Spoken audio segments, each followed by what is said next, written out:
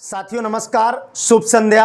आप सभी का आपके अपने YouTube चैनल सुबह क्लासेस के ऑनलाइन प्लेटफॉर्म पर हार्दिक स्वागत, अभिनंदन। साथियों, क्लास 10th चैप्टर नंबर 5 का जैव प्रक्रम चल रहा था। जैव प्रक्रम के पहले पार्ट में हमने सजीव, निर्जीव, उसके साथ हमने पोषण के बारे में जाना और स्वपोषी एवं विषम पोषी के बारे में जाना और साथ में रंध्र के बारे में जाना। तो रंध्र तक की अपनी साथियों बात हो चुकी थी। आज इस लेक्चर नंबर 2 में या पार्ट 2 में साथियों रंध्र से ही शुरू करने वाला हूं। रंध्र करते क्या हैं? तो गैसों का आदान प्रदान करते हैं, गैसों का विनिमय करते हैं, जैसे कार्बन डाइऑक्साइड को प्रकाश संश्लेषण के दौरान ग्रहण करना और ऑक्सीजन को मुक्त करना, और साथ ही तापमान बढ़ने पर या जल की अतिरिक्त मात्रा होने पर या नियमन नियंत्रण करने के आधार पर वाष्पोत्सर्जन की क्रिया करते हैं, यानी जल को जल वाष्प के रूप में मुक्त करने का कार्य करते हैं। तो रंध्र का डायग्राम परिचय हो चुका था। बताया था कि पत्तियों में पाए जाने वाले सूक्ष्म छिद्र जो होते हैं वो रंध्र कहलाते हैं, जिनमें हरित लवक पाया जाता है, द्वार कोशिकाएं पाई जाती हैं और सूक्ष्म छिद्रों के रूप में रंध्र साथियों उपस्थित होते हैं। तो वाष्पोत्सर्जन, जल को वाष्प के रूप में बाहर निकालने की क्रिया वाष्पोत्सर्जन कहलाती है। यानी जो जल होता है, जल को भाप के रूप में या गैसीय अवस्था में बाहर निकालने की क्रिया ही दोस्तों क्या कहलाती है? वाष्पोत्सर्जन कहलाती है। इस क्रिया को पत्तियों में पाए जाने वाले रंध्र संपन्न करते हैं।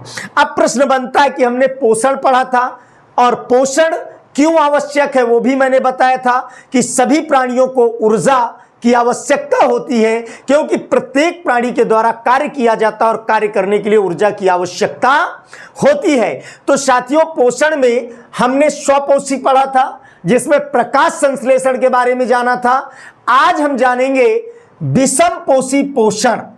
विषम पोषी पोषण पूर्व में भी मैंने बताया था कि ऐसे जीवधारी जो अपना भोजन स्वयं निर्मित नहीं कर सकते, अपने भोजन का स्वयं निर्माण नहीं कर सकते हैं साथियों, दूसरे जीवधारियों पर निर्भर होते हैं, वो विषम पोषी कहलाते हैं। जैसे एग्जाम्पल मानव या अन्य जीवधारी जैसे बकरी या अन्य प्रकार के जो भी पशु जीव जंतु की बात करें, तो यहां पर कह रहा है ऐसे जीवधारी जो अपने भोजन का क्या करते हैं? स्वयं निर्माण नहीं कर पाते हैं, स्वयं नहीं निर्माण कर पाते हैं, बल्कि क्या होता है, दूसरे जीवधारियों पर क्या होते हैं? निर्भर होते हैं अपने पेट भरण पोषण के लिए। उन्हें क्या कहा जाता है? विषम पोषी कहा जाता है।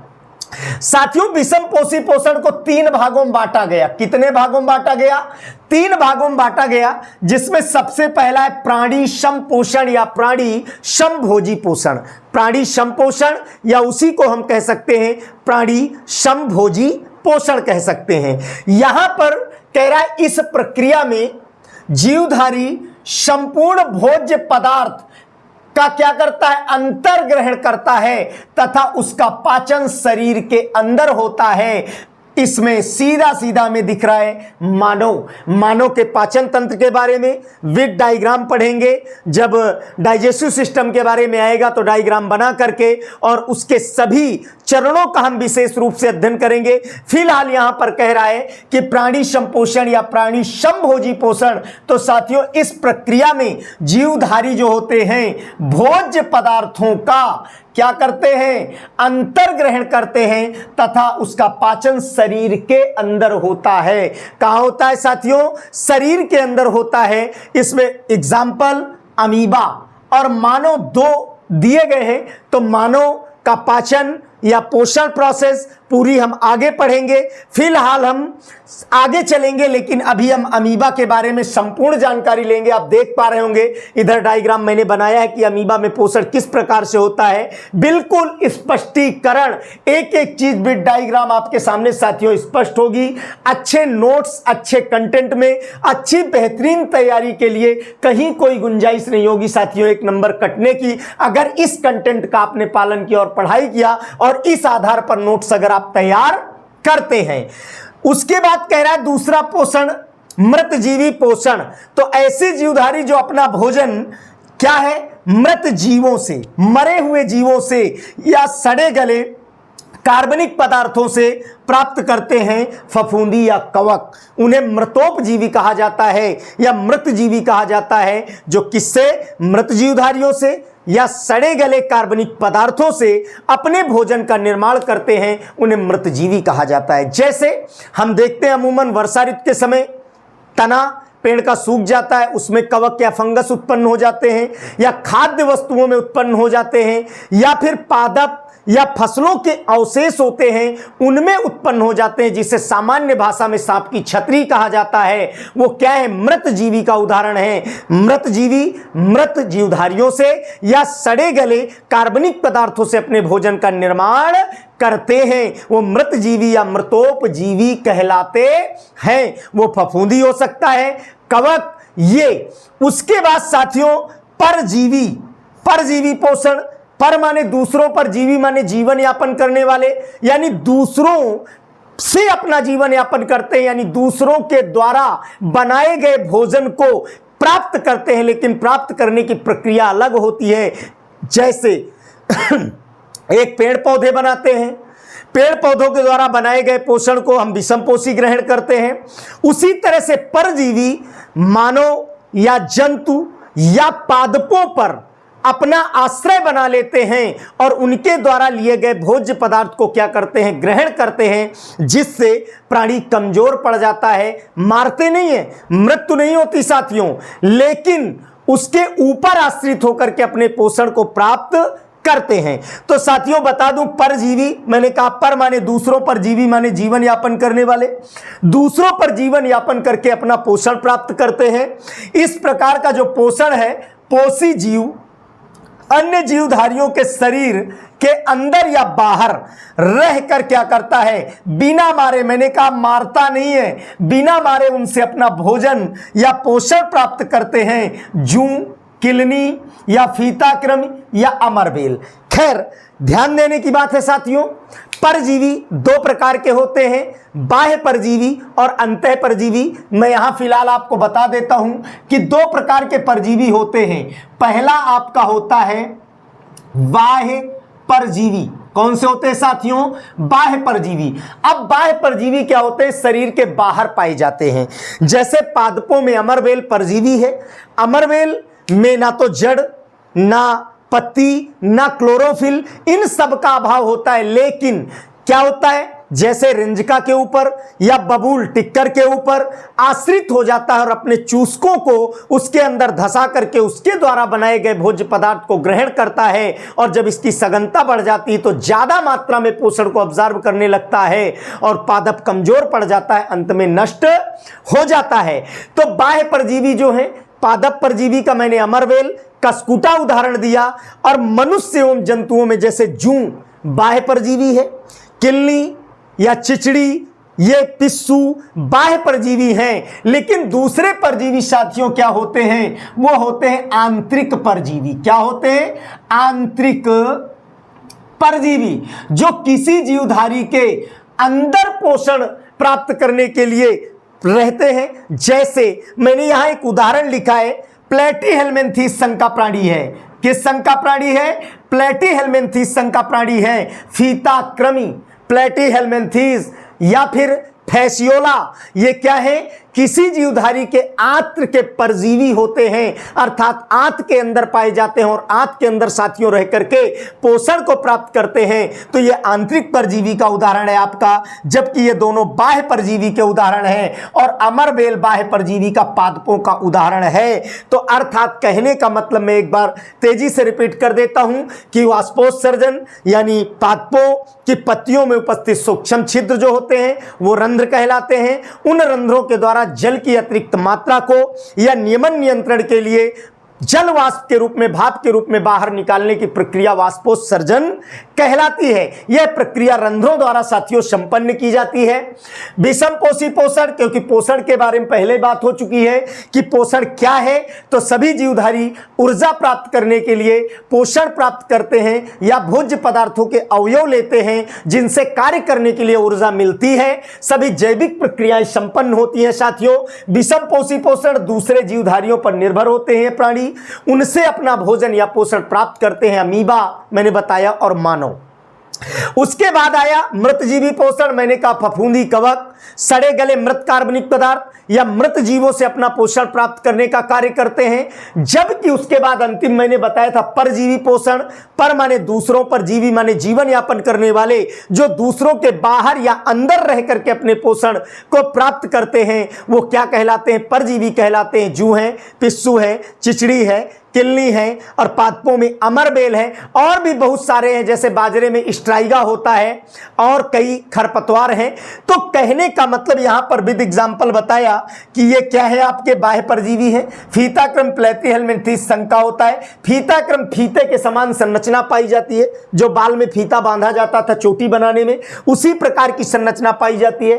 फैसियोला भी आंतरिक परजीवी है। अमरबेल पादप का परजीवी है, जो रिंजका, मेडिकागो, शैटाइबा पर कसकुटा अमरबेल परजीवी के रूप में होता है या अन्य पादपों पर होता है। अब साथियों बात आती है पोषण की, तो यहां दो पोषण के एग्जाम्पल हैं, एक पैरामीशियम में पोषण, दूसरा अमीबा में पोषण। अमीबा की सबसे पहले बात करूं तो प्रोटोजोआ संघ का प्राणी है दोस्तों। प्रोटो माने प्रथम, जोआ जून, जून माने प्राणी। इनको दुनिया का प्रथम प्राणी माना जाता है और ये प्रोटोजोआ संघ के अंतर्गत आता है। अमीबा भी, पैरामीशियम में भी, युगलिना भी और उसके अलावा एंटअमीबा हिस्टोलिटिका भी। यहां तक कि मलेरिया के रोग का जो कारक होता है प्लाज्मोडियम परजीवी, वो भी प्रोटोजोआ संघ के अंतर्गत ही आता है। मलेरिया प्लाज्मोडियम परजीवी से होता है, जो प्रोटोजोआ का है, वाहक मच्छर होता है।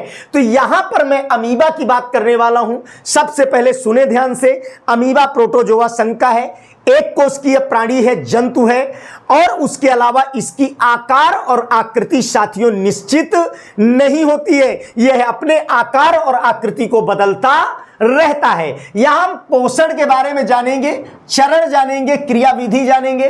तो साथियों सबसे पहले अमीबा का डायग्राम देख पा रहे हैं, मैंने यहां पर लिखा है कि केंद्रक, तो ये मध्य की संरचना साथियों केंद्रक कहलाती है और यहां पर ये जो संरचना मैंने दिखाया है, ये खाद्य धानी का निर्माण करेगा या खाद्य रिक्तिका का साथियों निर्माण करेगा। और उसके अलावा जो ये उभार युक्त संरचनाएं प्रवर्ध के समान दिखाई देती हैं, जिनको मैंने यहां चिन्हित किया है, पादाब या कूटपाद कहा जाता है, जिनके माध्यम से अमीबा गति करता है, एक स्थान से दूसरे स्थान पर स्थानांतरित होता है और अपने भोजन को भी इन्हीं के माध्यम से ग्रहण करता है।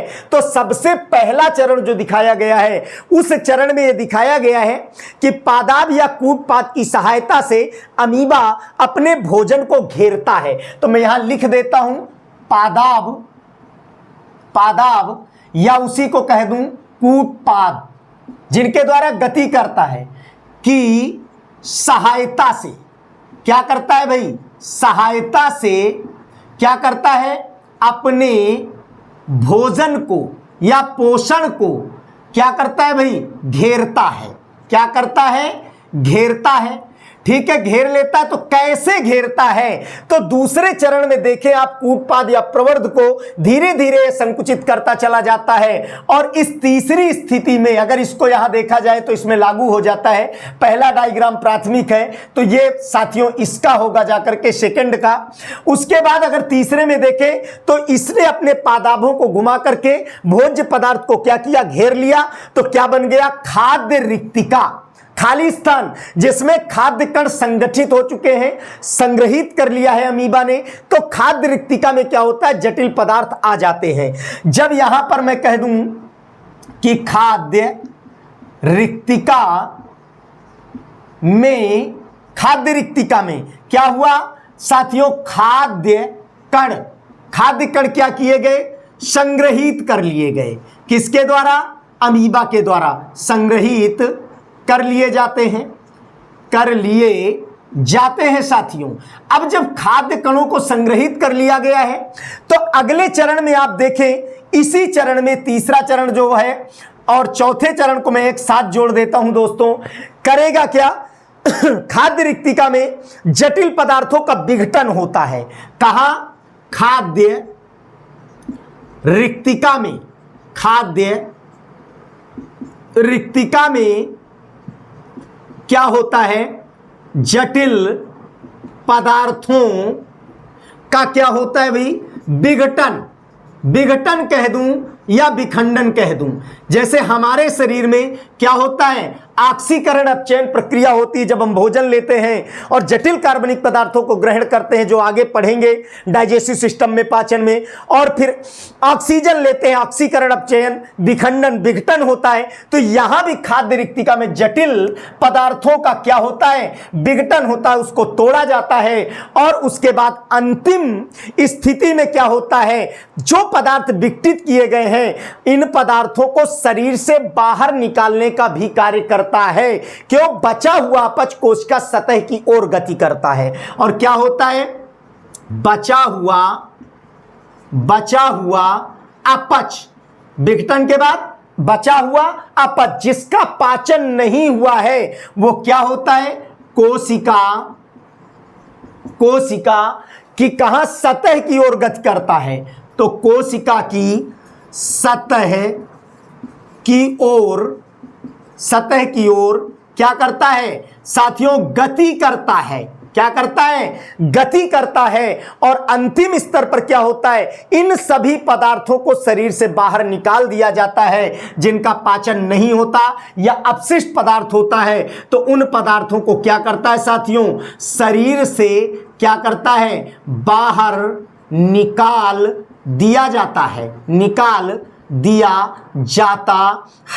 जैसे मैं मानव की बात करूं, हम पाचन करते हैं, संपूर्ण पाचन होने के बाद शिष्ट पदार्थों को दीर्घ रोम में खुली रक्त वाहिकाएं ऑब्जर्व कर लेती हैं, शेष अर्ध ठोस पदार्थ बड़ी आंत में जाता है और वहां पर जल का ऑब्जर्वेशन हो जाता है और शेष मल के रूप में त्याग दिया जाता है। उसी तरह से यहां पादाप या कूटपाद की सहायता से भोजन को घेरता है। खाद्य रिक्तिका में खाद्य कण संग्रहित कर लिए जाते हैं। खाद्य रिक्तिका में जटिल पदार्थों का विघटन होता है। अब विघटन के बाद बचा हुआ अपच कोशिका की ओर गति करता है और उसके बाद जो अपच या अपशिष्ट पदार्थ है उसे शरीर से बाद में बाहर निकाल दिया जाता है। अमीबा में इस प्रकार से क्या होता है साथियों, पाचन की प्रक्रिया होती है। और जब जनन पढ़ाऊंगा तो अमीबा में जनन भी पढ़ाऊंगा, कैसे अमीबा में जनन होता है। इसी तरह साथियों प्रोटोजोआ संघ का पैरामीशियम है, मैंने यहां बना दिया, हालांकि इसकी आवश्यकता नहीं ना, इस पर कोई इतना बड़ा एक्सप्लेन है। जो पैरामीशियम है इसकी सबसे बड़ी विशेषता है दोस्तों, चप्पल के तलवे के आकार का होता है। पहली विशेषता, एक कोशिकीय होता है, ठीक है, प्रोटोजोआ संघ का है, आकार आकृति निश्चित है। इसमें जो संरचनाएं बाल के समान देख रहे हैं इनको सीलिया या पक्षमाप कहा जाता है। ये मैंने लिख रखा है, सीलिया या पक्षमाप कहा जाता है। ये इनकी सहायता से गति करता है और उसके अलावा ये उपरोक्त संरचना संकुचनशील धानी कहलाती है। और उसके अलावा जैसे खाद्य रिक्तिका खाद्य धानी यहां लिखा है, यहां संकुचनशील धानी है। उसके बाद दो केंद्रक पाए जाते हैं, एक गुरु केंद्रक, दूसरा लघु केंद्रक, लघु माने छोटा केंद्रक, और इधर गुरु केंद्रक पाया जाता है, बड़ा केंद्रक पाया जाता है। खाद्य रिक्तिका की बात करते हैं तो यह साथियों खाद्य रिक्तिका है, जैसे यहां मैंने आपको खाद्य रिक्तिका दिखाया है। लेकिन इसमें क्या होता है, यह एक संरचना पाई जाती है अंदर की ओर जिसे मुख द्वार कहा जाता है और इसके द्वारा यह अपने पोषण को प्राप्त करता है। और पोषण को प्राप्त करने के बाद यह अपनी संपूर्ण प्रक्रिया को अमीबा के समान संचालित करता है। और उसके अलावा पैरामीशियम में भी इसी प्रकार का पाचन होता है, कुछ हट करके। तो साथियों आज का अपना टॉपिक क्या था, पोषण, जिसमें विषम पोषण और स्वपोषी, विषम पोषी, और उसके बाद मैंने बताया यहां पर प्राणी संपोषण, उसके अलावा मृत पोषण, मृत जीविका, परजीविका। तो साथियों आज कुल मिलाकर के शानदार जानदार क्लास थी। टॉपिक जरूर आपको पसंद आया होगा। चैनल को लाइक करें, सब्सक्राइब करें और फॉलो करें और देखते रहें हमारे चैनल को। नेक्स्ट टॉपिक में फिर इससे बेहतरीन कंटेंट पर क्लास लेकर के मिलूंगा। और साथियों इसका स्क्रीनशॉट ले सकते हैं, अपने नोट्स प्रिपेयर कर सकते हैं और बिल्कुल बेहतरीन तैयारी के साथ। तब तक के लिए सबको नमस्कार, धन्यवाद। पुनः फिर मिलते हैं अगले टॉपिक में।